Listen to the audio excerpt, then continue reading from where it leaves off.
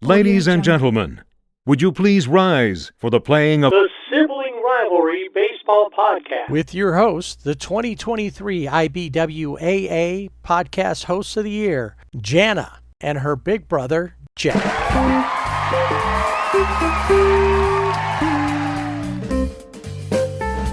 Time for Sibling Rivalry Baseball Podcast all about baseball. Actually, we should say Sibling Rivalry Baseball Podcast. Today we're talking about the English Premier League. That would be a shock. Or to me. Any better. Yeah, right? Be like, or this is where we wrap up what happened on some random cooking show. Gordon Ramsay was mean to some contestants. Oh, no. And the bar wasn't rescued. Or whatever. I don't know. Yeah, I don't know. Whatever. Anyway, as always, we got baseball to talk about. We primarily talk about Dodgers, Angels, and we do take a look around baseball. And as always, it's the siblings, me, Jeff, and Jana, talking about baseball. And we talk about it as if there's no other sport. Because they're really... Nah. I mean, come on. Not any other than that. A couple of things to start before we move into our teams. Team talk. And we always talk about what the teams did last week, kind of get an overview of some of their games, some opinions about what we saw, what we think is going on, sometimes a rant or two. This week, we're going to start off with a couple of interesting things. Number one, Chet Lemon, former Detroit Tiger, passed away. I remember him. He was a hero on the 1984 Tigers World Series champions that beat the Dregs of San Diego when we didn't care about them one way or the other, and when Steve Garvey was there. So kind of liked them, even. A little. They were like the Cubs of the West Coast. They're kind of lovable team that you just kind of didn't think too much about them. Yeah. Anyway, Chet Lemon, great baseball player, has passed away. And then I don't know what this means for the Chicago White Sox, but apparently there's a new pope. Yes. And he's apparently from the south side of Chicago. Not only is he the first American pope ever, which I had read at the beginning of all this that they didn't think that was likely. Right. Yeah. Not only that, but then he's supposedly a White Sox fan. Yeah, there was a lot of confusion because they're like, he's a Cubs fan. And they're like, no, he's not. He's a White Sox fan. He's a In South fact, Side. He was in the stands for the 2005 World Series. So right won. there. That should will he tell be you able something. to help them? So will there be any divine intervention? And when he celebrated his first Mass right after he got elected Pope, was part of that Mass some sort of a blessing for the White Sox of Chicago? The Pope. From the baddest part of town? That's right. The Pope. So, and then what does that mean for the rest of the Chicago teams? I think the Bulls are still in the playoffs. Maybe. I don't remember if they are or aren't. And then you've got the Bears coming up. Will Caleb Williams turn in to be a awesome quarterback all of a sudden? Maybe. Who knows? There could be all kinds of blessings. And then for Chicago sports. Right. A great place in Chicago, and they actually have one here. They have a couple of them here in Southern California called Portillo's. And great hot dogs there, Chicago-style hot dogs. And they also do the Italian beef sandwiches. And their Italian beef, and apparently holy water is now going to be the Italian beef gravy will now be used as the holy water, apparently, by papal declaration. I'm amazed that I came up with papal off the top of my head. But you looked a little shocked, too. He knows that word? Well, you got to know a lot of words when you tend to bloviate. That's true. And you do have that tendency. That's yes, it's in my genes, I guess. But they changed the name of one of their Italian beef sandwiches to the Leo.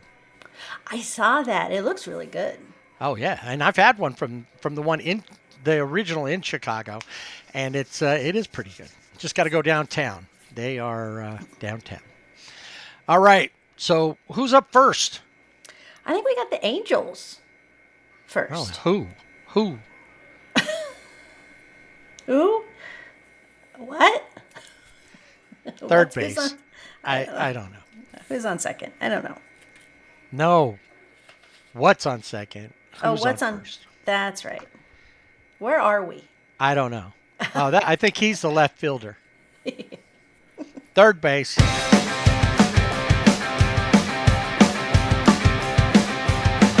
All right. So recently, somebody on Twitter posted a thing about Angels fans and said there's two types of Angels fans. I think I sent this to you. Somebody was holding up a sign and had two types of Angels fans. I have to look and see what if I can find it real quick here.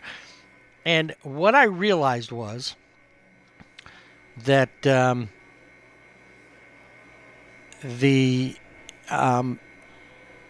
I can't find it. There are two types of Angels fans. I think there's the hopeful Angels fans, but isn't that every fan base is hopeful Well, I don't know about that. to a certain extent? So there's or maybe not. the realist, and then what they call the Halo honk, which is Roger Lodge from the Angel Stadium, owned by Artie. The station's actually at Angel Stadium. And Roger Lodge, I don't know if you remember the name, used to be the host of Blind Date. One of those early dating shows. Oh, okay. It's like a 30-minute dating show. And anyway, he was there, and he's a big Angels fan, grew up not far from there. But there's the realist, and there's a picture of Angels fans wearing bags over their head. Right. And they recognize they have a bottom 5 farm system, can't help but laugh at how bad they are, blames Artie for all the problems, cannot comprehend how poor this team plays. And then there's the Halo honk. Blames injuries, believes this year could be different, hypes up the young core, defends the organization no matter what, and goes to every bobblehead giveaway. Which there's only like 2 or 3. They're not like the Dodgers. Yeah, that where has they have one twice a week or whatever. Yeah, I don't know. There's a bunch of them there. Yeah. I mean, there's going to be an Ice Cube bobblehead this season. And, well, there should be. Oh, yeah. No, after totally. winning. But, yeah, the one I'd like to have is coming up on the 19th is the Vin Scully bobblehead. Oh, yeah. That's really cool. I probably won't make it, but that's one that I would like to have. I mean, there's always a bunch of them, but anyway, I found that I am a combination of these two. The reason we have the silver lining segment when things go completely bad is because I can't bring myself to just constantly be bagging on the Angels. They're my team. Right. But You I have think- to find the positives. I think as a fan, you also have to be a realist about things and realize Artie's not spending the money that other teams spend on theirs. Artie's not the only one. And I would have a problem if I was a Rockies fan or a Pirates fan or a Marlins fan or whatever. These teams that are always at the bottom aren't doing well and aren't spending money. I get it. And you can't say Artie never spent money because he's got 2 guys on his payroll making $35 million a year. And neither one of them Right. are playing. That's correct. So you can't say he didn't. He spent a lot of money. But because I look at it from that standpoint, there's something going on. And people have realized this, don't let your pitchers come up from the minors because they actually are the pitchers tend to figure things out in the minors and pitch well there. And then they get up here, and whoever the pitching coach has been, Barry Enright is just become another one of those guys who there's no rhyme or reason for why the pitching staff, other than injuries, and they haven't had injuries, they just don't pitch well. They don't pitch to contact. They don't pitch. They don't get a lot of whiff rates. It's just, and they've been playing horrible. Now here's where being the delusional Angel fan, instead of being a Halo honk, and I don't go to bobblehead nights because, number one, they only give them away to like the first 20,000. Oh. And the Angels will sell out because unlike they support the team no matter what. Yeah. So why does Artie feel like he has to do anything? Because he's still going to get the money he wants. And he's not going to put it back into the team. I don't go there because they're charging $150 for a seat that used to be $35. There's just so many different, issues that it's like, it just costs too much. And we can talk a little bit later, because we didn't get to talk about it recently, about Manfred telling fans that if you think the Dodgers cost too much, go see the Angels play. They're less. It still costs you $100 a seat to sit in a good seat on the field, unless you want to sit all the way up in the top. And even those seats are expensive now compared to what you used to be able to do. And I know everything's more expensive. But, so we're going to talk about here, because since we're doing this a little bit later than we normally do, when we normally record, we would have only had one series for the Angels to talk about. But because we're doing this later, we have actually two series. And this will be where, when we get to the end of this, you'll see that this is where the Angels end up, pulling us back in. Most people back in. I'm not convinced yet, but we'll get there. Start off, they played the Tigers. This was we finished up April. We're now into May. They start off on May Day with the Tigers, and they were calling out for help. Reed Detmers falls completely apart in this game. They lose it 10-4 after having a 4-2 lead early in the game. Yeah, it was I saw the score, and I think it was. I was watching the Dodger game. I'm like, oh, okay, the Angels are up 4-2. This is nice. And then I woke up and saw the score. But if you give up 5 runs in the 8th. Well, and that was the thing. So you say Kikuchi starts, and he's got no wins on the season. A lot of that is no support. He's pitched decently, but he gave up 2 of the 10 runs. Those were the 2 that he gave up early and had the lead, struck out 5. And then Ryan Zefferjon, who's been pretty good, gave up 1 run, but they were still firmly in the lead. And then Reed Detmers comes in, pitches a third of an inning, got just 1 out, gave up 4 runs on 3 hits. And, 1 home run. Yep. And then Garrett McDaniels gave up 3 more. And it was home run time for Detroit.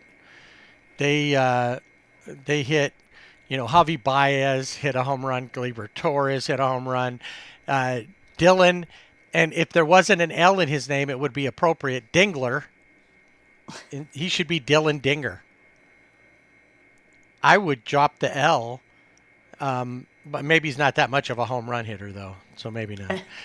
And then Spencer Torkelson, hit a 2-run shot there at the end to bring him up. And they end up, blowing this game. And, there's a lot of bad plays. They're not, Joe Adele with a bad fielding play out there. Couldn't get it off the wall right. Makes an error. Anyway, they looked bad. They played bad. This is a long losing streak. Now, I did notice something in a little bit of this game that I did see. Is Javi Baez is not playing shortstop. He's a center fielder. It's like, what Yep. is happening in baseball? You have Jose Altuve out in the outfield, Javi Baez. It's crazy. And he robbed a home run in the game. Right. And so maybe they finally found him a place he could play. Yeah. So it was an ugly series for them. The next night they drop it 9-1. They were able to muster 4 total hits and get the one was a home run off of Cy Young Award winner Tarek Skubal by really the only Angel that most people can find a spot to root for, and that's Zach Neto. And then a little bit later in the game, so he takes him yard right at the beginning of the game, first inning, his first leadoff home run ever. And then a couple innings later, Skubal got him back, strikes him out, and there were some words exchanged. Neither one would really say what happened. I don't know if you heard anything different, but Zach No. Neto mostly just said, hey, we're both fired up. At the end, we were all good. Benches cleared at one point because there was some jawing back and forth. Yeah. I thought this was this game. So you had Riley Green, who homered twice. In the same inning. Right. They had an 8-run ninth inning. The Tigers did. And I was watching this game, Yeah. and I didn't even realize when he hit his second home run that he was up again already. Yeah. I know, it's crazy. I didn't understand why you would put Kenley Jansen in there to give up 3 home runs. Well, that was a tough one. Yeah. Part of it was Kenley hadn't pitched in 7 days. He needed some work. So they were just like, here. Right, here, come in, and then what does he do? He has a bad night. Bad, yeah. Riley Green hits one. Then it was back-to-back. Riley Green, Colt Keith. Then it went down to Javi Baez. He hits a 2-run shot off of him.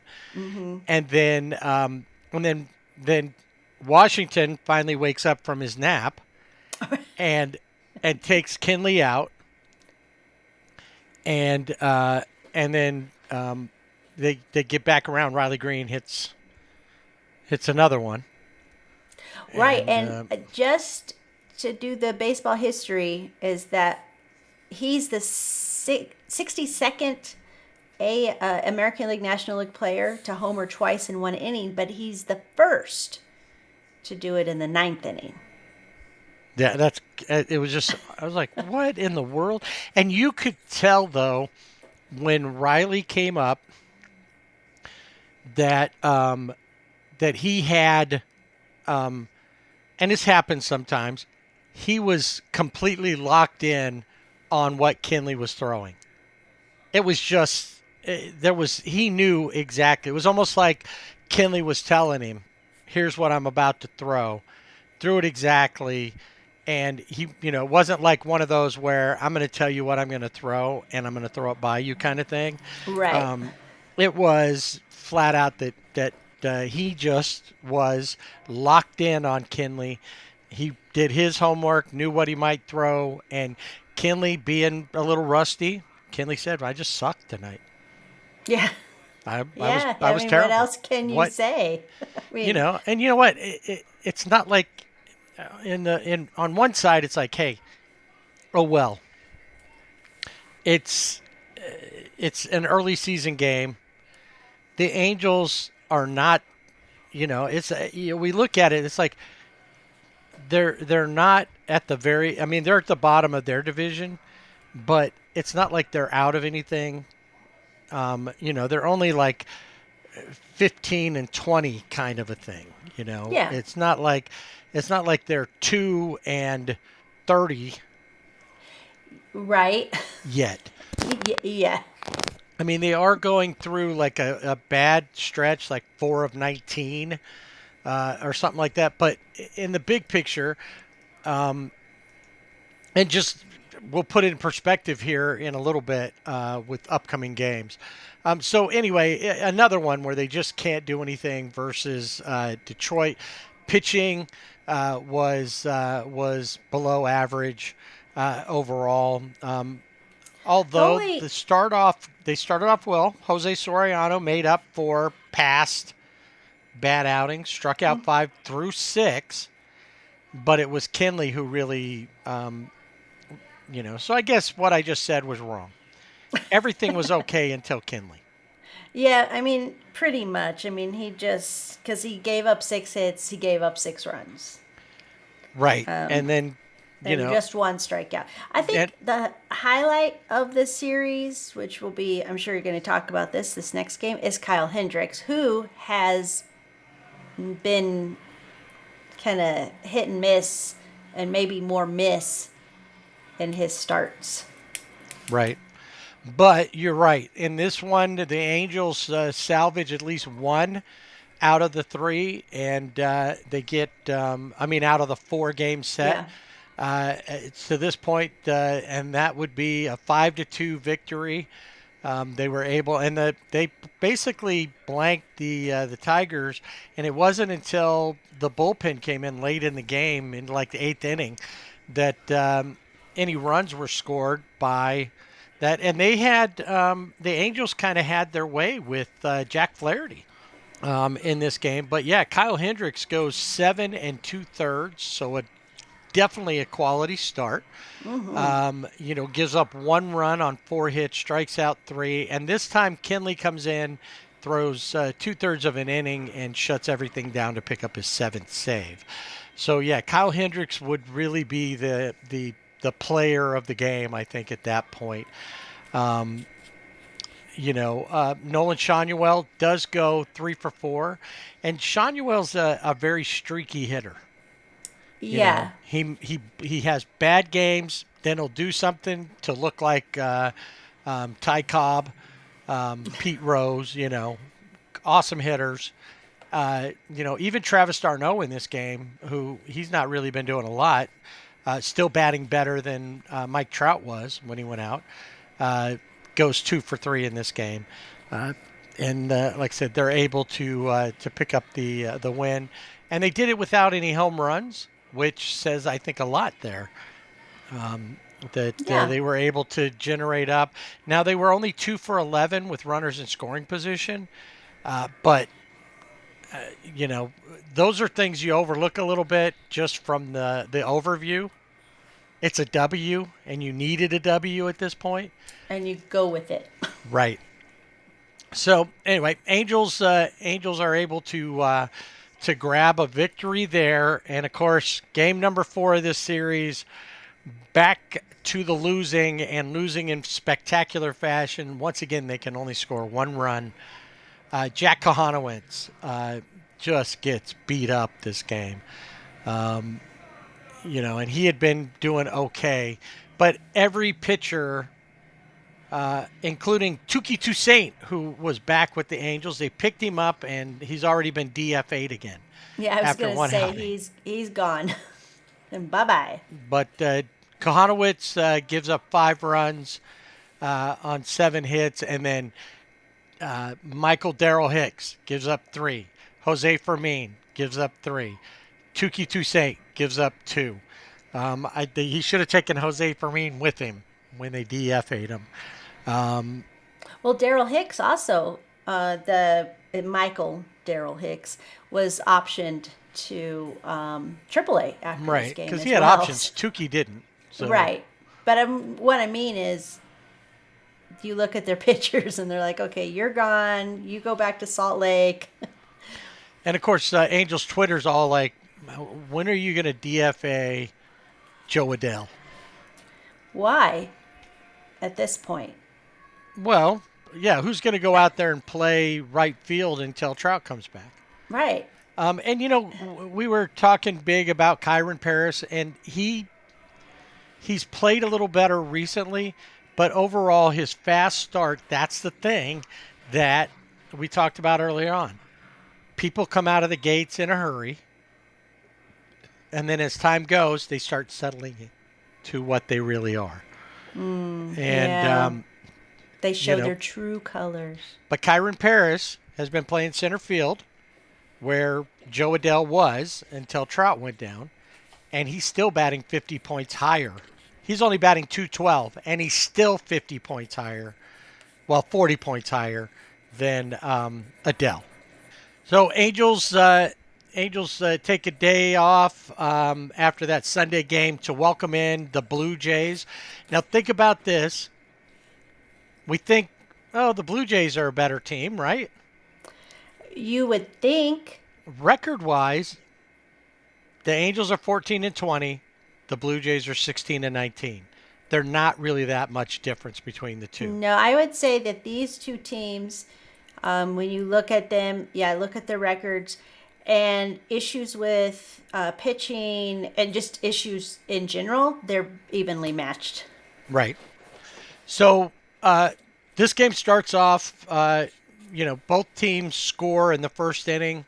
They both grab 2 runs each. The Angels, though, go on to score 6 more runs in the bottom of the 8th. It didn't look like they were going to do anything. Tyler Anderson was on the hill. He does go almost 7 innings, 6 2/3 in this one. Only gives up 2 runs. But it was in the 8th inning that the Angels bats come alive. Now this is where things start getting crazy for Angels fans. Now, number one, it's not a surprise that they had some success there because they went up against Yimi Garcia. Oh, Yemi, our old friend. So, Nolan Shanuel, gets on base. They score a run because Zach Neto stole second base and was able to come around and score. Logan O'Hoppe with the single. Yohan Moncada with a home run. 3-run shot coming off of the IL. And this home run was his first home run in the majors since September 29th, 2023. Yeah. Wow. I mean, because he homerless in 12 games, but in his when he was with the White Sox because he was injured. So he was on the IL all the time. So, and then, we were just talking crap about Joe Adell. He hits a home run. Oh, hey. And he brought up his average to 183. So now he's really a firm 40 points. 183 to Kyron Paris's 213. So they end up with 3 home runs in the game. And Tyler Ward, who's been just terrible this season at the plate as well, goes 2 for 3. Brings his average up to 188. He had a home run as well. And they win. So everybody's like, oh, hey, cool, that's good. That's a good win versus what we think is a good team or should be a good team. Yeah, I think that's the operative word. And then the next night, it was, pretty much a pitcher's duel to start off. Jose Barrios going against Yusei Kikuchi. Another 6-inning start for Yusei, only 1 run. And then they, just when you think that, okay, things are looking okay, the Blue Jays score in the 6th. That was Yusei's. The Angels meet them with a 1 run in the bottom of the 6th. Then the Blue Jays, courtesy of Reed Detmers, get 3. and the Angels pick up one, and you're like, okay, this is where things even out a little bit, and so you're just figuring that's just the way it's going to be, and what else are we going to do? So they're behind 4-1. Then they were able to grab another run. Kyron Paris comes up, hits a solo home run. So now they've cut the lead to just the half. They need 2 more runs to get everything on, and just when you're ready or to get to even things up, tie it up. That's what I wanted to say. Tie it up, and but it doesn't really look like that's what's going to happen. The next couple of innings, you're not able to get through anything. And then in the bottom of the 9th, Kyron Paris walks. Zach Neto with a single. Nolan Shanuel with a single. And Taylor Ward makes the first out of the inning. He strikes out. And then Jorge Soler, who's, not really I don't think that's what they were hoping. He's not been giving them what they were hoping they would get from him. But this time, he comes through with a 3-run double. And they walk off the Blue Jays 5-4. And at that moment, Angels Twitter exploded. The Angels are back. Everything is perfect. We're going to win. We're going to turn this all around. It's finally happening. Okay, so as we talked about at the beginning, that fan that I want to be, or that I am, wants to believe that. Yes. But I'm not ready to jump into that pond yet. Not fully embrace it. No, because there's just too much that still has to happen. 2 wins, even a walk-off like that, and 2 good nights of baseball does not turn around a month's worth of bad baseball. Roughly a month. They started off. So 2 weeks, 3 weeks of bad baseball after a good start. Now, it did look like that the Angels were ready against the Blue Jays on Thursday night to the wrap-up game. And what would be the Angels have already won the series. So can they get out the brooms? And it looked like they might. Going up against Chris Bassett, who's been on again, off again this season for the Blue Jays, and sending Jose Soriano to the mound. Chris Bassett would go for 6 innings. He gave up 5 runs on 8 hits, struck out 6. Soriano gives up 3 runs on 8 hits, and struck out 6. So it was pretty even outing between the two, except Soriano went an inning less. So they start off with a good 4-run lead. They let the Blue Jays back in, giving up 3 runs, 2 in the 3rd, 1 in the 5th. And then the 6th inning, 4 runs would cross the plate. Ryan Johnson not helping out there. Brock Burke not helping out there. And then really the only pitcher to not give up any runs would be Jose Fermin. And the Angels will lose that one 8-5. And it comes back down to bad. It comes back down to bad fielding, bad pitching, and Ohapi threw a ball away, allowing runs to score. These are things you can't do, and people are calling Wash a fraud because he's supposed to be all about the fielding, right? Isn't that what you always heard too? Yeah, well, he could be all about the fielding. However, and they're not. They're not very good defensively. No, that's true, and he needs to work on that. But he also doesn't have control of the ball when the player throws it. Right, and that's why I don't completely blame him. These guys have to do it, and great. Zach Neto is hitting the ball well. He makes some decent plays, but he's an average fielder, and he's got an above average bat right now. We'll see how that goes. I'm sure he'll slump at some point because does he come out of it? Things like that when it does happen. Well, I think that's a lot of the time is you overlook things when a player's doing well at the plate. Like, Right. oh, okay, they're hitting well, so yeah, if they bobble a ball, get an error, it's okay. But I Now, if mentioned they're last doing both, then they're out. right. I mentioned last week that he doesn't always turn, and throw strikes across. And Nolan Shanuel is a below average first baseman.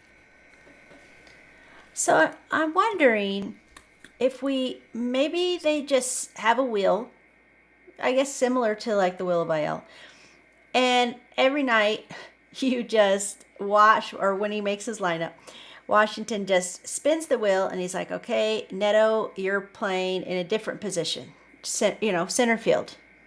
Like, you know, and Nolan, you're going to be playing third base or, whatever. I don't know.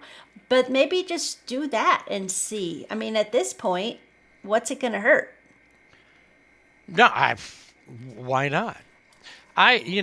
It's funny because somebody did post on Twitter that I was, and I realized, I remember talking about this, about Shanuel in the off season, not this last off season before, spent 8 hours a day standing up. That's how he got ready for the new season. Because he realized standing up for long periods of time, he was getting worn out, even at first base, because you're up. And Yeah. when you're pitching so bad and your defense is so bad that the other team's batting around, you're standing for a long time. You are. But when you think about it, at the time, it's like, okay, well, he's new, he's a kid, he has promise, we'll give him that. But instead of being over there digging out every ball, having people throw stuff in the dirt at him, doing those kind of things, and constantly moving to be the best first baseman that he can be. Also, in this series, what game was it? Luis Rengifo gets pulled out of the game. Was he in there? He didn't play in the last game, but maybe it was the night before. He could have turned a double play. Yeah, they brought Kevin Newman in to replace him. He could have turned a double play, but he got the ball, and instead of going to second base, he went to first base. And he said, "Oh, I forgot how many outs there were." Oh, And Wash took him out, which that's what I would expect. right. So it's those kind of boneheaded plays. And I know as fans, we tend to sit there and look at the offense more than anything else. But these guys aren't playing the fundamental part of the game. They're not getting down on balls. They're all trying to make spectacular plays and hit home runs. That's not a winning recipe. And yeah, Right. maybe some coaching changes need to be made, but like I said last time, Ron Washington, it took him 3 years before he saw success in Texas. Next year will be year number 3, right, for Wash? Yeah. So we still have to set through one more bad year, potentially. But he had more support from his GM and the front office and that's what they need. All right, so the Angels firing up and playing. They've got, like I said, they're home or in California all month up until Right. the 30th of the month. Blue Jays, they have another AL East team that they're going to play, and when we look at this team, Baltimore Orioles, are who I'm talking about. They are, yeah, they're not a very good team either, and their No. record is worse than the Angels' record. Mm-hmm. The thing is most people say, "Oh, why? Let's not give up on them yet." But they have pitching issues, and they've got, other issues. They've got, starting off the series there. We'll see Sagano, Tomoyuki Sagano pitching versus Kyle Hendricks. We'll see what happens there. So we'll see. Is this Angel thing? Are they gonna kind of turn it around and play better and get maybe beat these guys, or win a couple of games from them, or will they? Because the Orioles have a young team that is, they're just on the cusp of, maybe being a lot better than what they are. And then when they're done there, they're going to go down and take on the Padres, followed by the Dodgers and then the Athletics. So these next three are their best chance to win in the next what is that, like the next 10 games, because the Padres, the Dodgers, and the A's are all better teams. All right. Any Well, I was gonna say when they play the A's, because they'll be playing them in Sutter Sutter Field, Health? Sutter Health. Maybe some of those guys will feel more at home in that minor league park. I think for some of these guys, it'll be the first time that they've ever been in a minor league park, Oh, that's true. because they all get called up right away. They don't have any depth. They don't sign enough depth pieces, and the ones that they do don't play well. Well, I was thinking of a silver lining that maybe they Do tell. that they would feel more comfortable, but apparently not. No, because So- none of these guys ever played in a AAA stadium. They all played in That's AA, that's or true. they came right to the bigs. Yeah, that's true. They just skipped it altogether. That's right. It was just like So Doogie Howser went from be being in fifth grade to a doctor. right. There was no in between. So, Yes, that is true. all right. I have, I guess probably I could find a player of the week, say Jorge Soler, I guess, based off of that walk off. But I think I'm ready to suspend players of the week until we see if this turnaround really is, or if there's become something more consistent, because really we're kind of in a spot where Zach Neto has become the as far as the Angels player of the week, he's become the only choice, like Mike Trout and Shohei always were. Yeah. Well, I have noticed in some of my picks just a kind of a pattern. And this one, it doesn't go for the Dodgers, but for this one, I just went with Kenley Jansen because, and I know it's crazy, but he had the one night where he gave up, 3 home runs and the 6 runs. But then he came out the next night and got his 7th save. And the Angels win. So I'm like, you know what? He made up for the game by getting his 7th save. So that is my player of the week. I know it's kind of weak, but that's I noticed I kind of have a pattern sometimes. I'm just going in to let how you sit I- there and wallow in that one. Because usually I just defer. Like I Defer. It's time for Dodger baseball. All right, ups and downs, mostly ups, really. If you're going to be a critical Dodger fan, now's not the time. Because even when they've lost, and some fans that I know are super frustrated with what happens, they still have the best record in baseball. They do. I think being a Dodger fan, I know I've said this before, but you're used to a certain level of play. And so when that doesn't happen, then that's when you're like, oh, this is so frustrating. I can't believe they did this. And I think that is just, I know most other teams fans would be like, oh, so, woe was you. Here's the tiniest violin because whoopee-doo. Right. They lost one. Here you go. Oh, well. Oh, well. Well, and that's the thing. The expectations are so high all the time. And it's not just here. It's, how much money did you guys spend? You spent $1 billion on players and you lost? Well, that, and then anytime like MLB tweets something out, because they'll go through, and if somebody had a good play or hit a home run, whatever, they post, and they're like, oh, if it was the Dodgers and they did this, it'd be all in caps, Right. It's just. It's a fan hazard, I guess, of being a Dodger fan. I don't know. Right.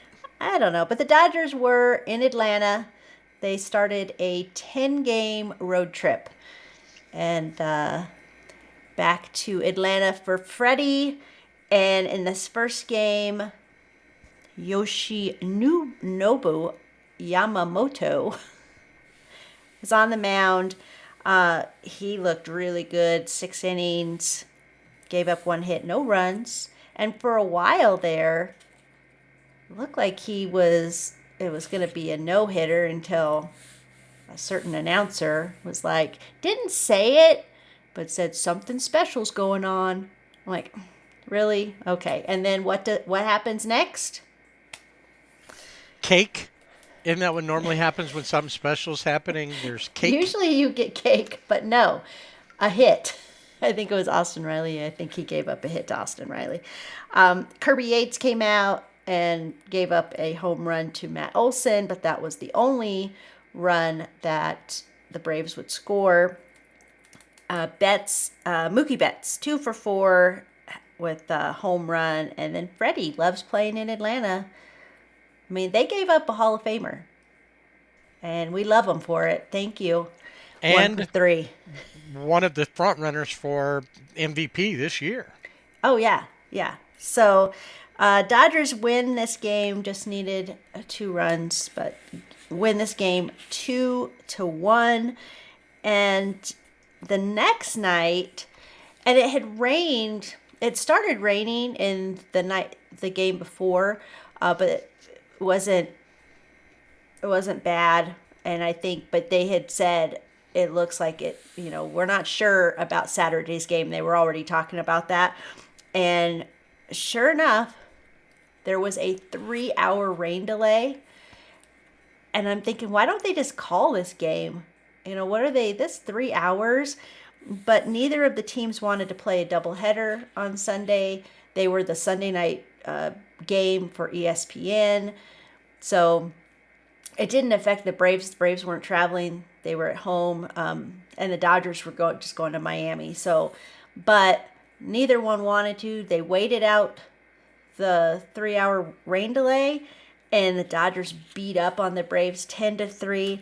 Roki Sasaki got his first major league win, and he pitched 5 innings, gave up 6 hits, 3 runs, 2 walks, which is good because he's getting those walks down, because that was an issue in his first few starts where his walks were high. Had 4 strikeouts and 1 home run. 98 pitches for him, and that's the most he's thrown. And I think we're probably going to see a little more of that as the Dodgers go through like 27 pitchers on the IL or something like that. It's crazy. Yeah, no, They're going to have to start pushing these guys to go longer because they're gonna have, yeah, they because the have to. bullpen has pitched more innings than any other bullpen. Yeah, and it's not sustainable.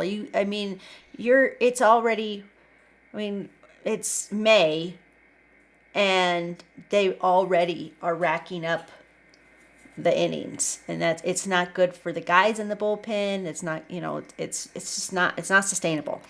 Right, because you'll wear them all out, and when you need them at the end of the season, I even heard that they're going to pitch Gonsolin on 4 days rest Oh, really? instead of doing a bullpen game. Wow. Well, Hae-Sung Kim was called up in his first game. Called up to replace Tommy Edman. He didn't play in the game. He was there in Atlanta. When they did bring him in, which was like the ninth inning, Yeah, that's nobody looked happier in the whole wide world. I've never seen anybody on the field look as happy as he did.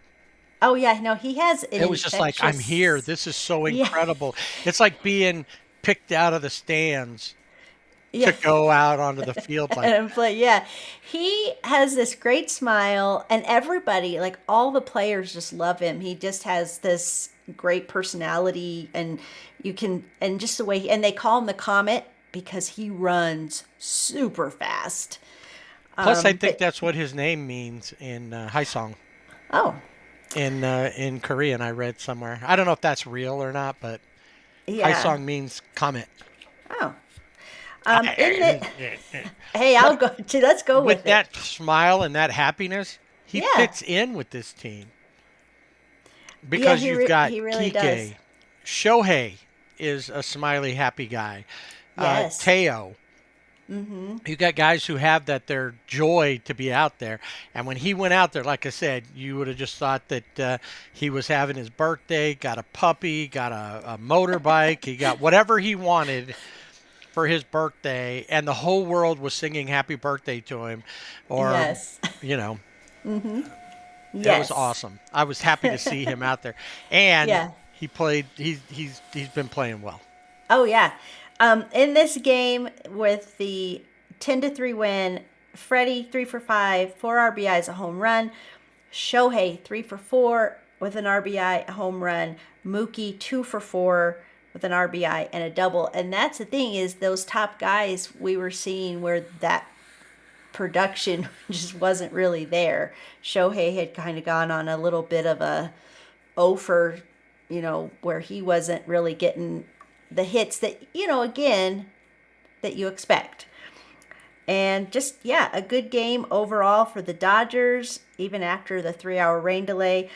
Sunday night's game, close, but the Dodgers lose this game to the Braves, and 4-3. Dustin May is on the mound, goes 5 2/3 innings, gives up 5 hits, 4 runs, 2 walks, 6 strikeouts, but gave up 2 home runs. So that is not helpful.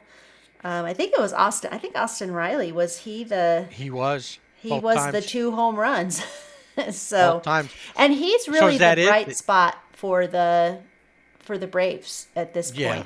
And we'll see. Ronald Acuna Jr. is gonna, supposed to be coming back at some point. Will that help the Braves, because they don't look like themselves? Miguel Rojas had a home run. Dustin May. Dustin What? May now on his way down because he of on his his way- bad outing. No, of course we can't. We have no choice. And really, I mean, yeah, the biggest thing with the Dodgers pitching is the length of time. And I know Dustin May's coming off of, had been injured and had Tommy John, and then he had the whole thing with the esophagus. And then you have Tony Gonsolin, who's just come back after being out for a long time, but didn't pitch all last. I think the last time he had pitched was 2023 August or something like that. And so I wonder, okay, are they doing that, keeping them at a certain limit? Now, Mays just was pulled because he, wasn't he wasn't getting the job done. Right. But I wonder, like with Gonsolin, the same kind of thing. Are they? I think they're going to have to look at letting these guys get out of situations and let them go back the next inning, because you just don't have the bullpen to use every single night like they have been doing. So, and also Freddie in this game 1 for 4. So they win the series. They come out of Atlanta, winning the two games. They head to Miami, and you expect, okay, Miami, they won all 3 games against Miami and LA. Shouldn't be any different in Miami. First game is a bullpen game. Surprise. But in this one, I thought it was a little odd because Jack Dreyer has been kind of the starter for these bullpen games, but he only goes like 1 1/3 innings. But he didn't give up any hits. He didn't give up any runs, but he only pitched 1 1/3. And then they bring in Ben Casparius. I know why I can't ever say his name. Anyway, he comes in and pitches the bulk of the 4 innings, gives up 5 hits and 1 run, 2 walks, 5 strikeouts. You're like, okay, could he have pitched longer? Because there has been a lot of talk about him maybe converting, to be a starter. Because who do we have to pitch? Right. Then they bring in Gomez, and he pitches 1/3 of an inning, gives up 3 hits and 3 runs. And of course, then he was DFA'd after that outing. But they may have needed him later, but I don't know. But the Dodgers win the game 7-4. Alcantara is on the mound for Miami. Didn't have a great outing in LA against the Dodgers, and now it's 5 innings. He gives up 6 hits, 5 runs, 2 home runs. Freddie Freeman, 2 for 5 with a home run. Betts, 2 for 5, and Teoscar Hernandez, 2 for 2 with a double. So And let me ask you this, since you brought up Alcantara. yeah, I was reading a thing off of like MLB website or something about potential trades. oh yeah, And he's not pitching. He's not been looking good, at least especially the 2 times. And if you don't see him pitch, just looking at his numbers, his ERA is over 8. He's 2-4, so he does have 2 wins, but he's over 8. And it just doesn't look like the Sandy Alcantara that we remember. right.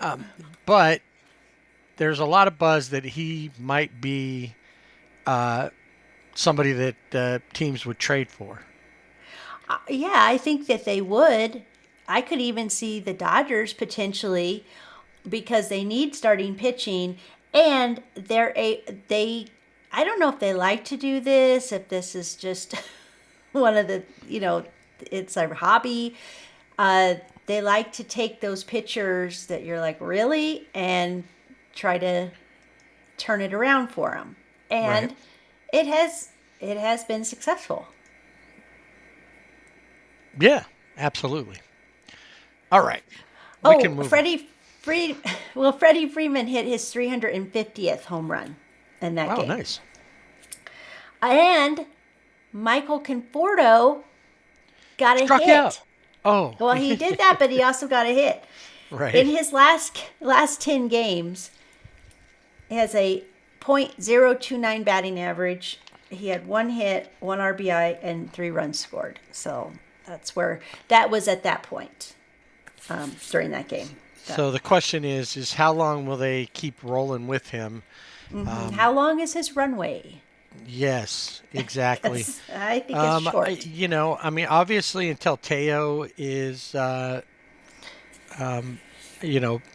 is back, which we haven't talked about yet. So I just Nope. let that cat out of the bag. I know. I was just gonna say it. Gee. Sorry, I just because we were talking about him, and Hae-Sung Kim Yes. is he can play the second base, but he can Yes. also play outfield. He can. And he So did. having him potentially play the outfield, depending on what you have on the out there, I don't really think. And maybe I'm wrong. He's just too up and down. James Outman, I think once Edmund comes back, he's out. Oh yeah.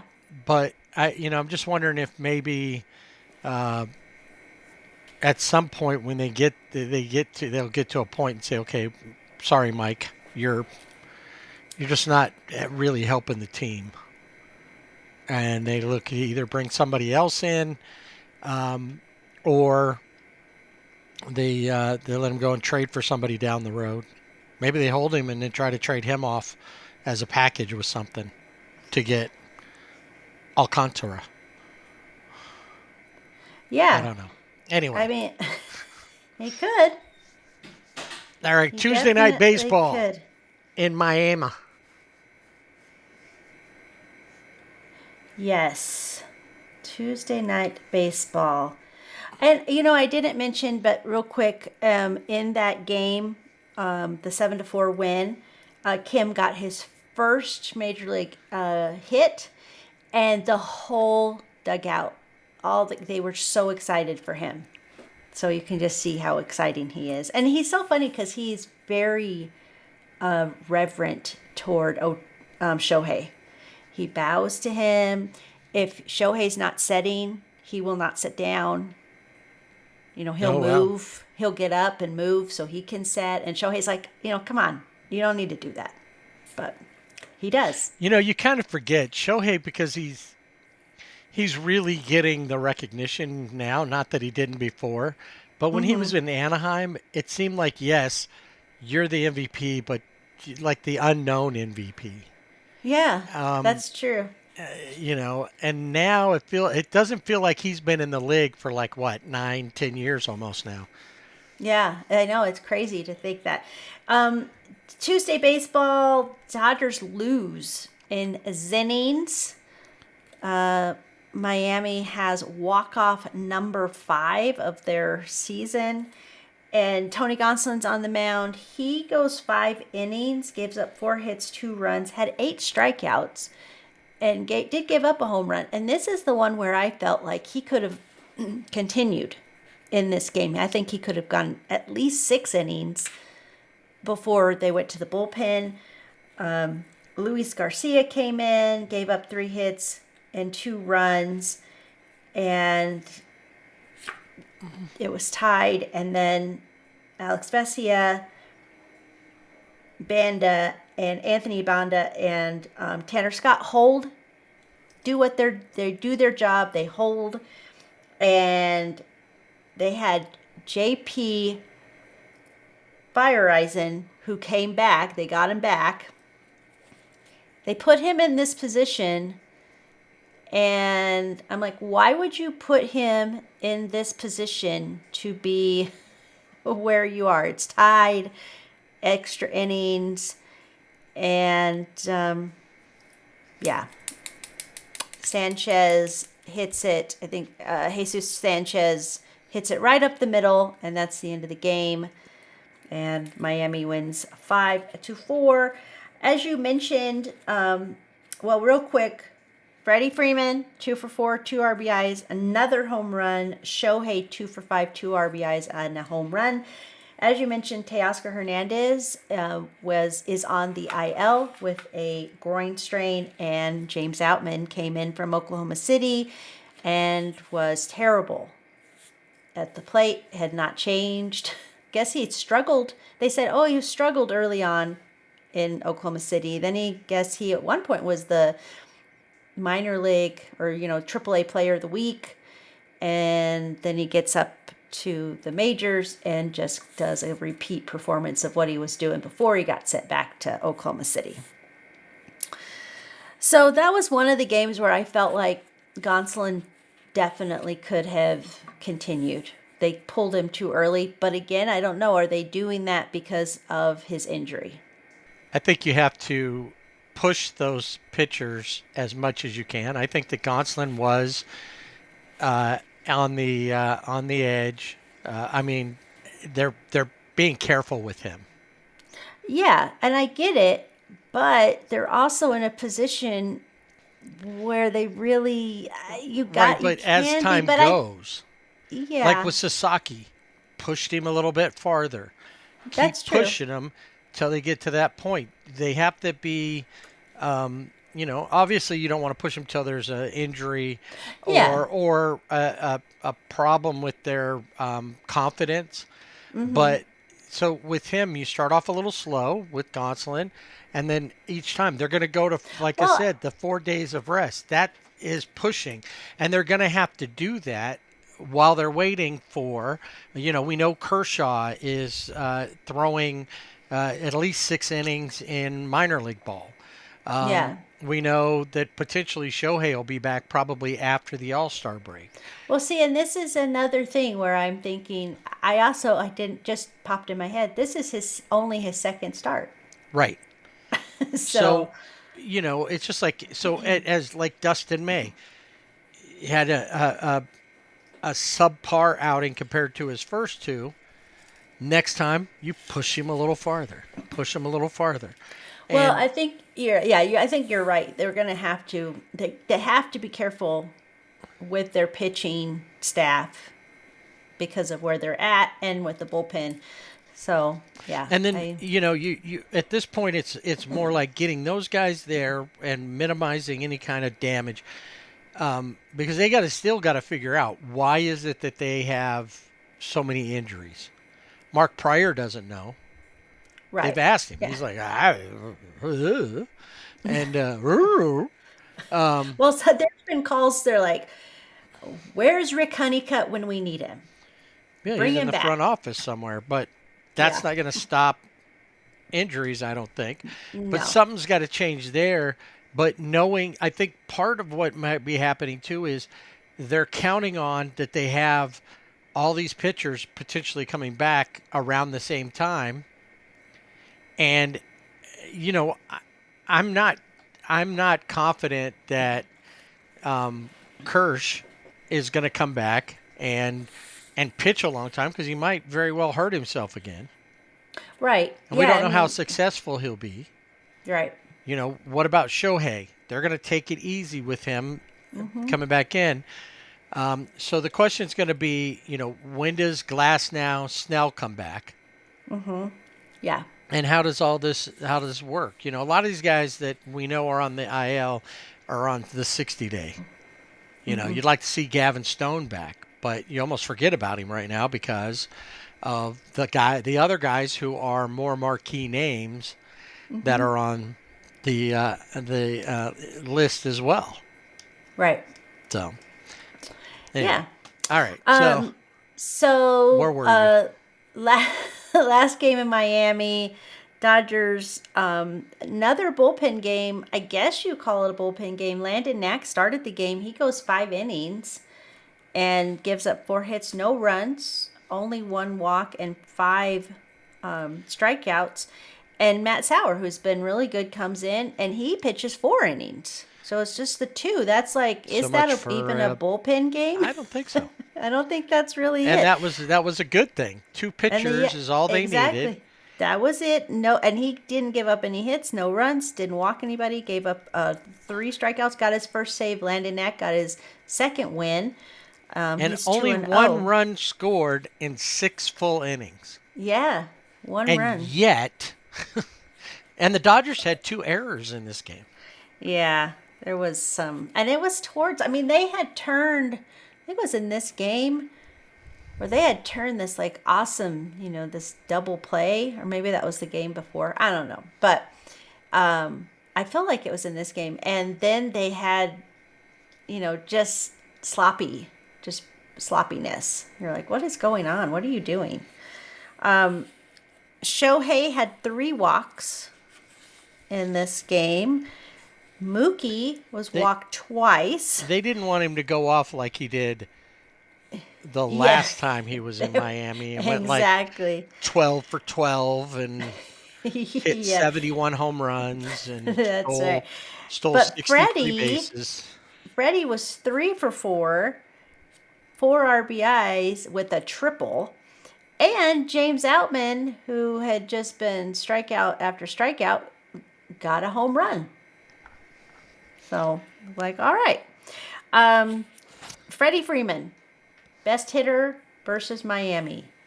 He has a 323 batting average, 42 home runs, and 140 RBIs versus the Marlins. He just is amazing.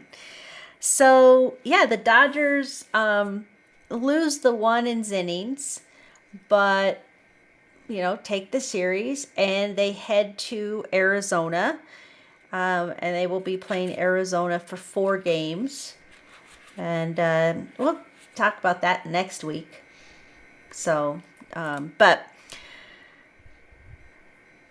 just in the 4 games with, because it's not Hasong, it's Haesong, right? Because it's Haesong. very, yeah. Anyway, No. 4. Ha-Sung Kim is the San Diego player. Or no, Well, where's he at? Tampa Where's he at? Bay. Tampa. I think so. Our Kim is Haesong. Yeah. See, it's so Haesong. minute. Yeah. Yeah, but it's Haesong. Hye.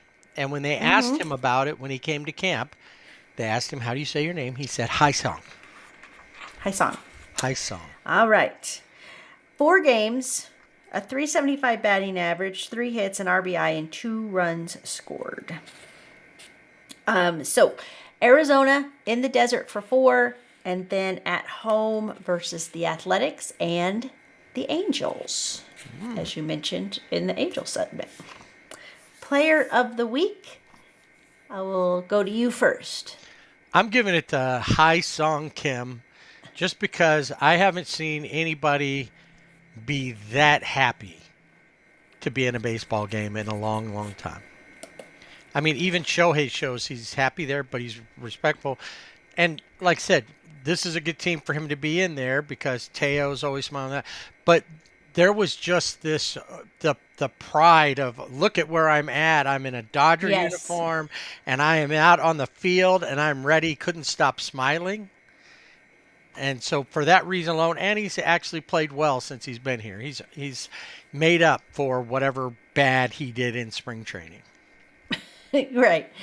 I'm going to go with Freddie Freeman, of course. I think I had 480. thought about him, yeah, but like Yeah, you've no. done in the past. I went Yes. off of something other than just what the stats were. Freddie will get it again sometime from me. But Well, I think this season so far, I really haven't gone off a lot of stats. And so I thought, okay, I'll go back and we'll go off of stats. Freddie, was 12 for 25, 480 batting average, 12 RBIs, 3 home runs, and 13. Is that right? 13 or 12? I don't know if I can. give him the 13. Give him the extra one. RBIs, a baker's dozen. Yeah, give him the baker's dozen. Even if he I'm gonna didn't give do it- it, he will. There had to have been one. Oh, Yeah, and in Miami, you just this can't was count. weird. He, I think it was 12. He hit a home run, and there was a guy in a chicken costume behind the wall there in Miami. I thought that was weird. But anyway.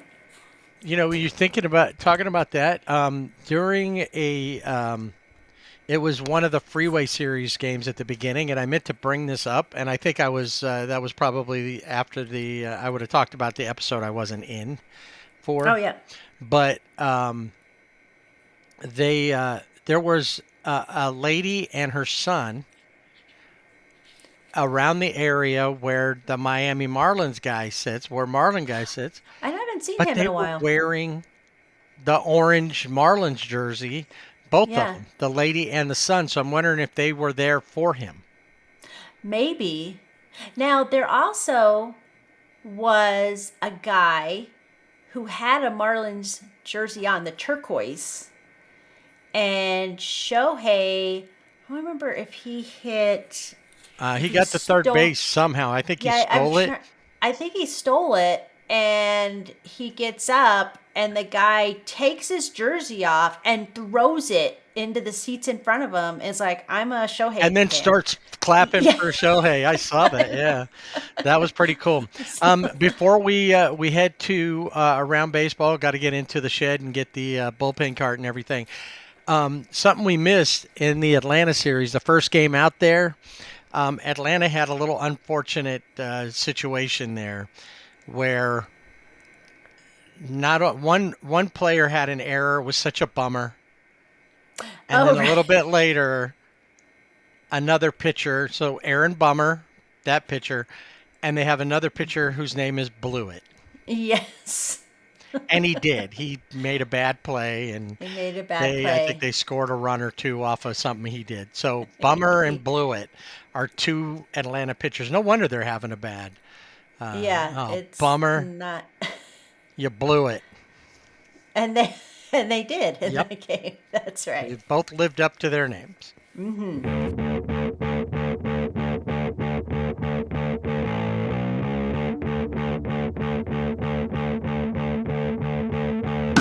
All right, here we go.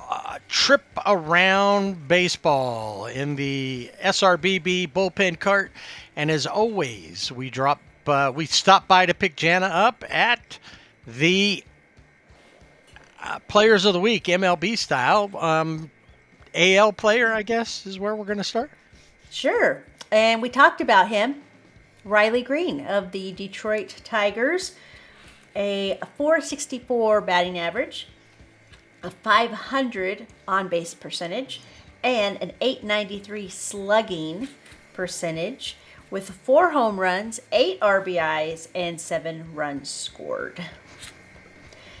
And a guy that the Dodgers, at one point, I think it was in the Zennings game, walked him because they remembered that he hit a home run against them in L.A., the National League Player of the Week, Kyle Stowers of the Marlins, had a 421 batting average, 421 on-base percentage, and a 1.105 slugging percentage. He had 4 home runs, including a walk-off grand slam. Wow, nice. So. Perfect.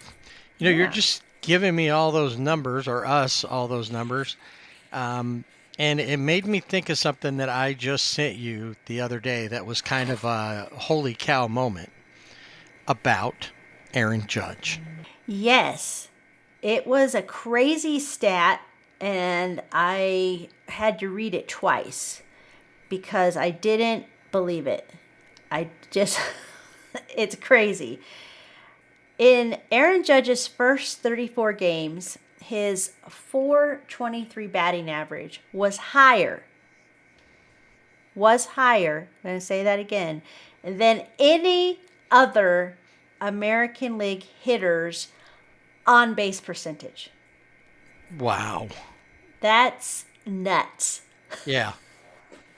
It's weird to have, when Babe Ruth was in, there were great players, but nobody was Ruthian but Babe Ruth. Mm-hmm. You now have Shohei, who's doing two sides of it, and Aaron Judge, who's hitting. And in a lot of ways, he's doing things that nobody's done. It's like the things we were talking about, tungsten arm O'Doyle back in, 1895 was the last one to do this. And there's some of that stuff that the record's being set by Aaron Judge or by Shohei. Yes. And those are the two guys that, whoever's third on the list of top players is way down. I mean, it's not even close. It is not. I don't know if we need to start a segment, but we do have our first manager firing of the season. Well, we'll have to see. So, because, I mean, we talked about Ron Washington, and then we know on Angels Twitter there's been get rid of him, and there's others. There's other guys. Obviously, Bud Black fits into there. I mean, Yeah, all but of see, them. There's, at some point, you gotta. It's like Artie will fire or have Perry fire Ron Washington, just simply because he doesn't want to look like he's bad, and they want to blame somebody other than themselves. right. In So, Colorado, I think the owners know that they have nothing because of them, and it's not Bud Black's fault. right. Well, no, that's right, because I think he would have been gone a long time ago. Maybe they're hoping what happened with Torey Lovello in Arizona. How many times did we think maybe he should have been fired? And next thing you know, the Diamondbacks are in the World Series. That's true. Maybe they're holding help. But Derek Shelton was fired by the Pirates after being the manager for 5+ seasons. The bench coach, Don Kelly, is the new manager, and we'll see how that It's goes another because it's thing, the though, bench coach. He's taken over. I'm not saying Derek Shelton's wasn't partly to blame somewhere in there, but he's, clearly this is but he has some better players than some of these other teams do. They have better players than the Angels. I mean, right now, Pittsburgh's in the bottom of the NL Central. They're 13-26, and currently 9.5 games back. Will the bench coach, is he going to turn it around? Probably not. No, I don't know. But the thing will be is, but it's something different. What do you get? This is a team that really, it shouldn't matter who the manager is. Andrew McCutchen should probably be pushing these guys as the guy. Paul Scanes, even though he's just second year, he's a sophomore, in the MLB this year, should probably be, based on where he's at as a player and as where he sits in the league. People want to go see him pitch. He needs to step up. You need more out of, your stars out of that, which there's not many there either, but Cabrian Hayes was supposed to be something, and he's become a serviceable player, but he's not. Too busy eating sunflower seeds, playing third base. And at one point he had his phone, so, I mean, so there's a group text from the general manager of the Pirates to the players letting them know that he was being let go. And Paul Scanes said, unfortunately, I wasn't shocked by this news. And he said, somebody's got to be held accountable. And, and usually it's the manager. Unfortunately, it's him. So, right. Well, it goes. Not him. Even though he's pitching pretty well. I mean, he's lost some games. I mean, you can't do stuff. Oh, no, I mean, But I'm saying Paul Scanes is right. That's who's going to be. And he's been there for 5 years. Paul Scanes has been there for 2. And Paul Scanes a draw. Yeah.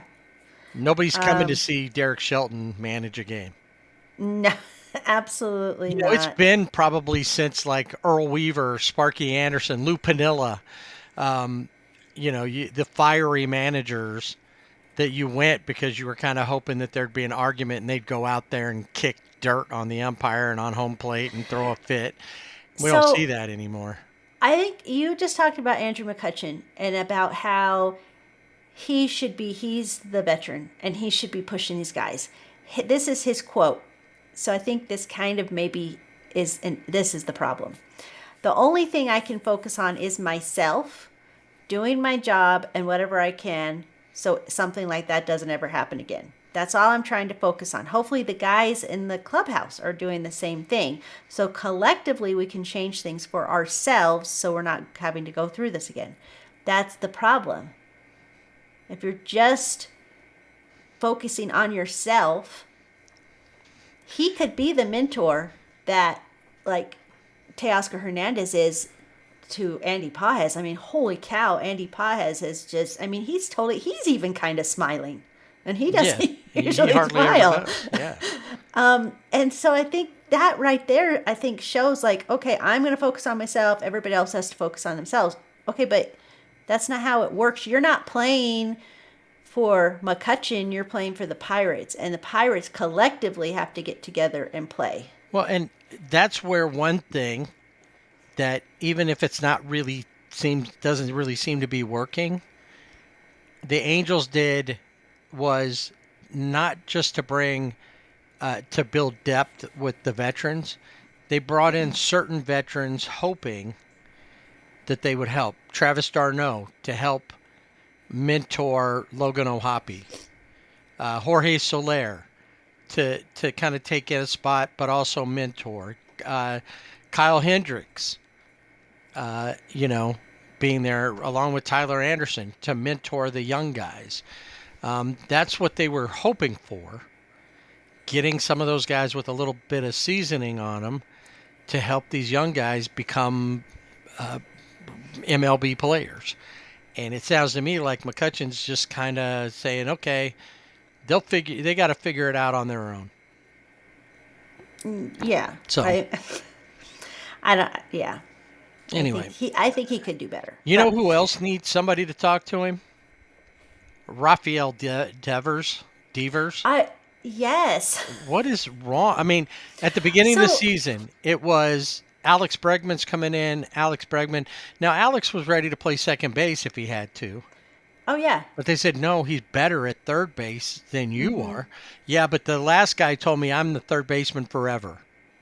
Right. Okay, things change, Rafael. Right. And then what's his name? Tristan Casas has been their first baseman. He's injured. Yeah. And they said, Rafael, we're going to need you to play some first base. And he's like, it's not that easy to go learn that. It's like, are you quoting Ron Washington from the movie Moneyball? Oh, it's not that hard. It's incredibly hard. First base is, and he's like, they told me all I was going to have to do was bat. Well, before you were mad because you weren't going to be the third baseman. Now you're mad because they're going to tell you have to go back out and play the field because all you really wanted to do was bat. And maybe he just wants to sit on the bench and mess around and not have to play, but half a game. Well, this is what I wondered. So he said they had the conversation with me, and he said, I don't think, for me personally, it's the best decision after they asked me to play a different position. And I only had 2 months playing this position. Okay, I'm sorry. You are the designated hitter. That, how hard is it when you already... It's something you already did. Now that's all you have to do. And they're like, I had to change to a different position. And I've only been doing it for 2 months. And then all of a sudden, I have to go try to play another position. So he's like, it's not a good decision. Okay, again. It's not a good decision. You have always hit. Wherever you play, third base, you still hit. So it's not the same thing. So the latest standings, Boston is 1 game over 500. Second place in the AL East. What is it where he thinks that they can afford to not take people that they consider to be some of their best players? Well, this is interesting.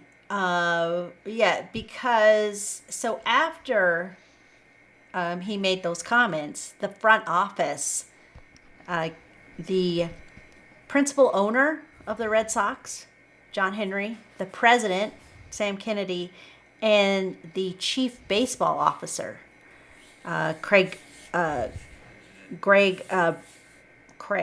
Breslow, got on a plane and met with Devers before their game in Kansas City. And I guess Alex Cora said it was productive.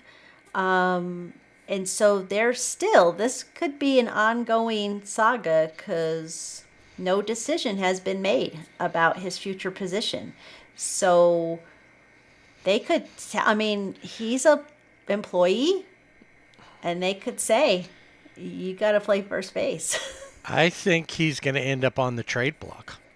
I think so. I think But he the could. question is, And who's going to take him? Who would want him? He's difficult.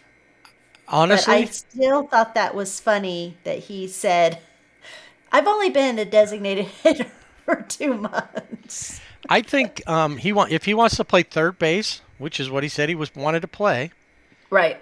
we have an opening in Anaheim. He can come and play third base Yeah. and go back to the position that he wanted. Don't worry, the guy who's been playing there's not coming back. Right. No, it's a lock. Yeah, you're not going to have to worry about that. Bring him in, trade off a couple of pieces for him, and get him in there. You know, he's still young enough that they can do a few years with him you know, as long as he's hitting, who cares? Yeah. You know, Talking pitchers, Kenta Maeda, no longer a Tiger, and a major leaguer. yeah. Well, I mean, it could be he's a free agent, clears waivers. Yeah, he's a but free agent, but you know, is he's Kenta 37, wasn't pitching that Yeah. well. Who knows? I mean, he may end up somewhere. Somebody's going to need pitching that they'll be willing to take a look at him with that. And then I was gonna say the Rangers also have made a move. So we had the Pirates, but the Rangers. Well, one Jake Berger, who it seemed like was always hitting home runs, and then just fell, and he's in the minors. And then the Rangers hired Brett Boone as their new hitting coach after firing Donnie Ecker, who was their offensive coordinator. So Rangers they making had some a changes too. college football Yeah. guy. Well, this is what's so crazy. So they hired Brett Boone as a hitting coach, not as the offensive coordinator. So Right. maybe that's the problem. They were like, you know what? That was the problem. He was the offensive coordinator. We really need a hitting coach. Hey, I think the that's Angels the- need a hitting coach too, but they Yeah. probably need both. Yeah. They need the offensive coordinator and the hitting coach. We'll see if that works. I don't know. City Connects. I was just gonna say, isn't it time for some fashion talk? It is. And there's really not a lot to talk about. So the Diamondbacks will debut this City Connect, their second City Connect, while they play the Dodgers in the weekend series. And it's just a redesign of their original City Connect. I guess It's they like thought a it's alternate City Connect. Yeah, exactly. That's exactly what it is, because it's the same. It's a serpent. It's a serpent. What is it? Serpientes. Yes, the Serpientes. It's purple and has turquoise accents, and that's So about like the it. old colors that they used to have with Yeah, that turquoisey kind of color. Yeah, it's all. and that's all it is. So, which I'm sure. I mean, I guess if that was a popular, the fans loved it in Arizona. It's like, well, we'll just So- put it in a different color. What really is the City Connect? If you're doing, if you did Phoenix, I'm not sure. I don't know that much about Phoenix. I've been there, even the state of Arizona, because they're the Arizona Diamondbacks. So like Right. Colorado, when with the Rockies, they did the Mm-hmm. Rocky license plate essentially. That was kind of interesting. What Yeah. could the Diamondbacks? All they did was really just take their Spanish name. Or here we're still snakes. Now we're just Spanish snakes, Spanish language. Yeah, I mean, they could have done something because they're the Grand Canyon state, so they could have done something Yeah, with hey, that. They or- could have had they could have had a jersey where ingredients of where hot because Right. it is so hot Yeah, there. but that I mean, wouldn't that look kind of Astros like from the old Astros orange? it might, and that's maybe why they didn't. But but they could. Oh, you know what'd be better? if they could have the technology to have the jersey where it showed the heat from the player. Oh, that could be interesting. I don't know. It could be. You know, the only thing that I ever remember when I think about Phoenix Yeah. is the movie, Clint Eastwood's movie, The Gauntlet, was filmed in Phoenix. He was bringing a prisoner, bringing somebody in to Phoenix. Maybe they could have all had, like, he was dirty. I think it was another Dirty Harry movie, basically. But he's doing that. They Okay. could have had, like, Make My Day, something like that. I don't know. I got to wonder what else could they have Yeah, done. I get the first ones, they were snakes, and the coloring was like the desert color. Yeah. I don't know. Yeah. Could have I done don't like know. the the cactus because they've got the what is it, the saguaro cactus. Right. So Yeah. they could have done something, but yeah, these City Yeah. Connects There's no imagination. I guess because it's so hot there, your brain gets fried.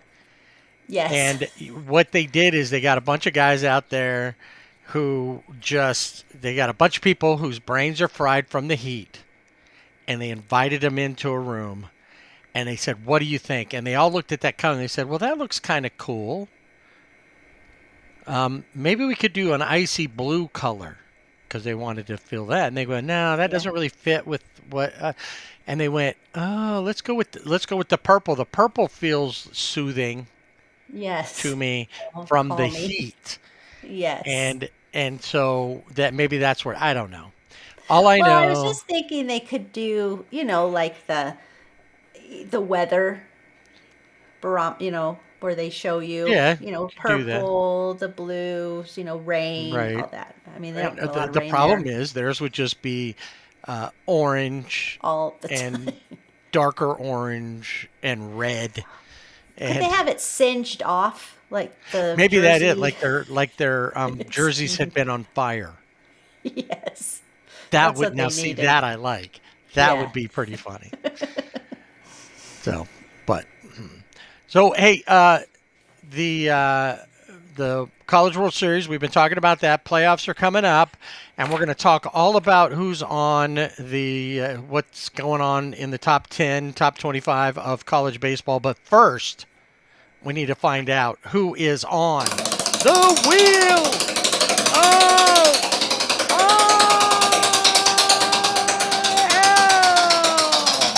Oh, I fell. Now, wait, how did I do this? I was thinking about it. I was channeling Ethel Merman. Everything's coming up roses. But I tried to do it with Will of IL. I fell, broke my leg, tore my hammy. Everything's coming up IL. Now I am spinning on the wheel. Something like that. I don't know. Okay. I'll work It's a on work that in one. progress. Yeah, well, go into the studio. You just kind of play around with it till you get it. Yeah, until you make it, Yeah. you make it. Yes. All right. We're gonna just start with the Dodgers because we talked about them. But Tommy Edman, they were hoping he was going to be back. He had like tweaked his ankle, but I think he did more than that. He stretched a tendon in his ankle. They were hoping that he was going to be back for this weekend series with the Diamondbacks. He will not.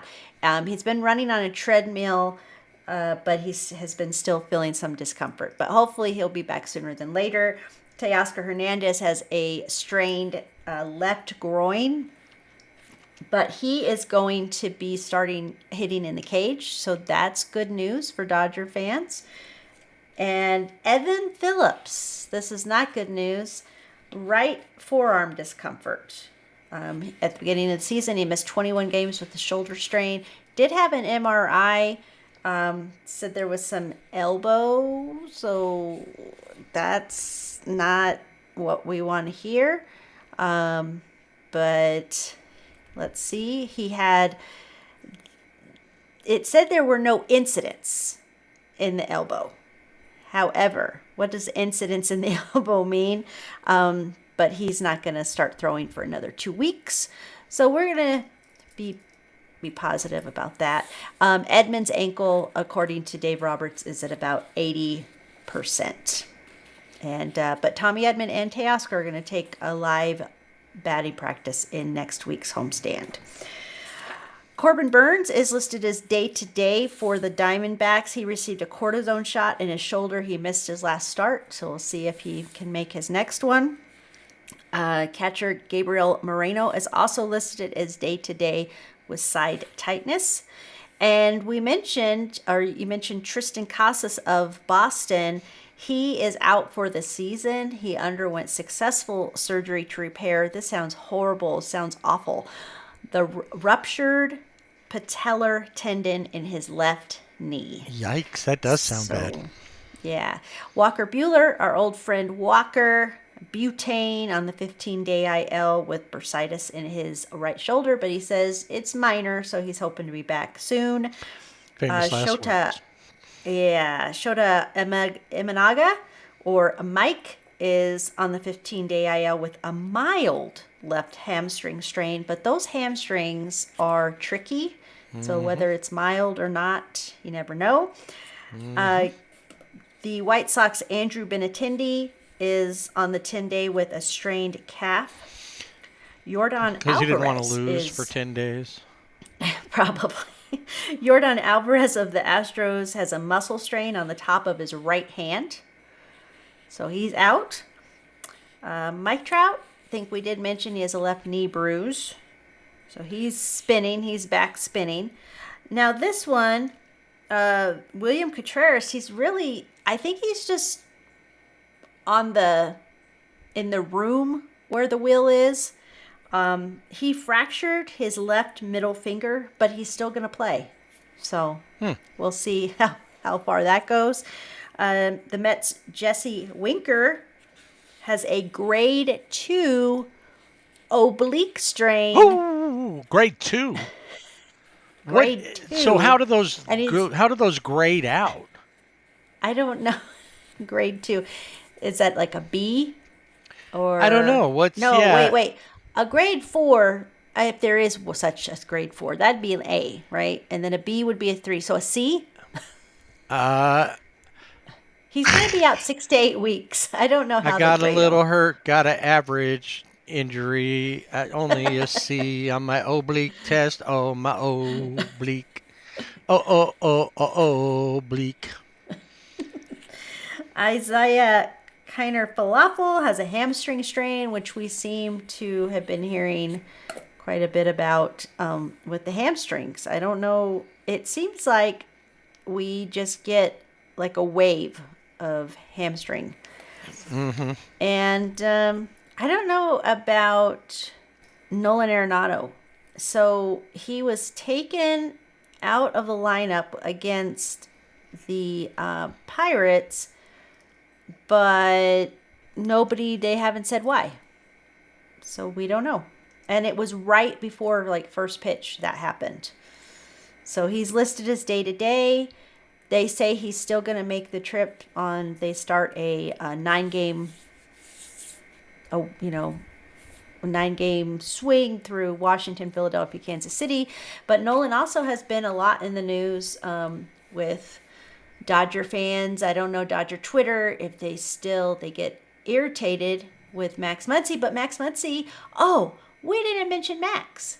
I know he's not on the wheel, but he wears goggles now because he has astigmatism like Kike had. He went to the same doctor. Now, is that a scam? Because he went to the same doctor. You have perfect vision, but you have astigmatism. And Kike has the same thing. So I don't know that it's a scam, but it just seems a little odd to me. Could be.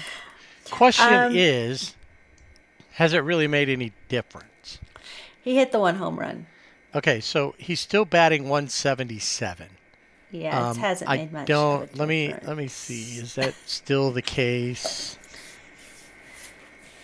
No. Yeah, 188. So it's not making any difference. He's still batting sub 200. I saw the glasses, the goggles, whatever. They're obviously not helping him see the ball better. No. So. Not at all. I don't know, but he's not on. It just made me think of Nolan Arenado being day to day, and then it made me think of Max because that's been a big thing. Is Nolan and Max. So, but that's it for the Wheel of IL. All right. Well, Oh, let's. you know what though? I don't. do have we have to mention it. I have to mention this real quick. This we never want to see this happen, but there was a fan that fell onto the field in PNC Park against the Pirates and the Cubs, and he fell. It was during the 7th inning. He fell 21 feet onto the field. He broke his neck, back, collarbone. He did take his first steps this week, so hopefully, that's a good start for him on his way to recovery. He, as a fan, we don't have a fan Wheel of IL, but he would definitely be the inaugural fan At least to on go on it. Stupidity line, because even though he didn't mean for that to happen, he Right. basically created the situation that allowed that to happen to him. Now, the best part about and that sounds bad. The best part about this, not that he fell, is Craig Counsell. After this happened, they interview him, and he's like, yeah, it's really bad. He saw it, and he went to the umpire and was really concerned, like, this happened. But Craig Counsell says, I don't think we know what we saw. And then he says, listen, all we saw was somebody falling on the warning track or lying on the warning track. But the word listen, it was like listen. It's like they were accusing him or he felt he was being accused of doing something. Like listen. Right. My center fielder was nowhere near that guy. Exactly. Yeah, I wasn't sitting in the stands with him. I didn't push him. I didn't. Yeah, Listen. Listen. All right. Yeah, that was. I mean, that obviously, like I said, that's a terrible thing, and like he's on the mend. I know it'll be a long road, but you got to bring some levity to that. And Craig Counsell's perfect because he always looks so. To me, he always looks like he's constipated, but. Well, there are going to be some people constipated as the end of the college baseball season is upon us. What do we got in the top 10? Any big moves?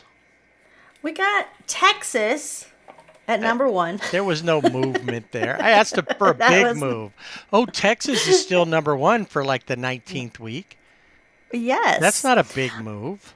Florida State jumped up to number 2. They were at 5. LSU dropped to 3.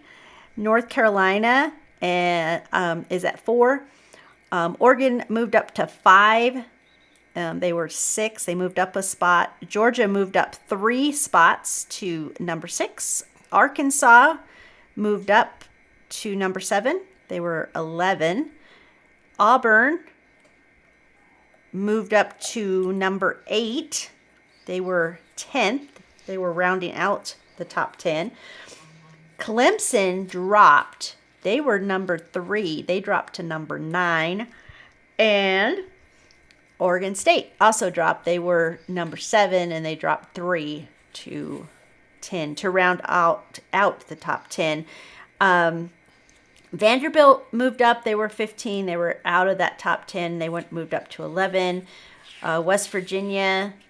And then UC Irvine, who we always talk about this, those California teams, we just don't see them hardly anymore. They are number 13, and they were number 8. Coastal Carolina made a big jump to 5 spots to number 14. And Tennessee dropped 3 because they were number 12. So big news in the top 25, though, in that we talk about the West Coast teams. Mm-hmm. Southern Cal, USC, makes it into the top 25. Yes, at number 25, previously at number unranked. 25. Hey, yeah, so that's they joined UCLA, who dropped 4 and is at number 18. So, and a couple other West Coast or former Pac-10 teams. Arizona or Pac-12. Arizona's in there too in the top 25. So, yeah, there's a lot of changes all of a sudden. All of a sudden, where, yeah. like you said, like Clemson dropped, a couple of teams. So we're going to see that where, and honestly, just because Texas is number one doesn't mean anything. Nope. And they've got, I think, a couple of more weeks of play. The tournament, the championship tournaments, the regionals begin May 30th. They run through June 2nd. And then they have the super regionals. I always love that. The super regionals from June 6th through the 9th. And then, of course, those teams that are lucky enough will head to Omaha and start play on June 13th. So we'll keep an eye on, will they just continue where they are? I don't know. What if, because that's the thing about baseball. You just never know. Nope. That is a good thing. All right. So yeah, we're ready for it. Omaha, here we don't come. One day. Maybe. I don't know. And that'll do it for this episode of the Sibling Rivalry Baseball Podcast. Remember, you can always find us on social media, Twitter, Sibling Rivalry BB without the A. And on Facebook and Instagram at Sibling Rivalry BB with the A. Website siblingrivalrybb.com, and hit the Fanatics link and you can find some cool stuff. If you hurry, you're still not going to make it in time for Mother's Day, but you can always get her a late thing. You could get like a digital gift card. You could do something like that and then let Mom go figure out what she wants at Fanatics, but do it through our link. Yes, help us out. All right, that is it. Next week, we will talk about especially that Arizona Dodgers, because the D-backs they're not playing their best, but they're not playing bad. They are in the toughest division, and they always play the Dodgers tough, especially at home. So we'll talk a lot about that. We'll see if this big, turnaround that got all the Angels Twitter flustered and not sure what to do with themselves after they wrote them off and hopped off the bandwagon. Are they all hopping back on? And will the Angels continue to respond? We'll talk about all that next week and update your top 25, or at least the top 10 in college baseball, and any other City Connects coming up that you're aware of? Oh, probably, but I can't think of them right now. Maybe we should have a City Connect. I don't know what that would be. Well, I don't know. We'll have to figure it out. L.A., Albuquerque. What do we got? All right. Well, until next week, go watch some live baseball. Go out and see if you got minor league, little league. And don't forget to tell a friend, and especially a neighbor, maybe even a serial killer, all about the Sibling Rivalry Baseball Podcast. Till next time, don't forget to swing away.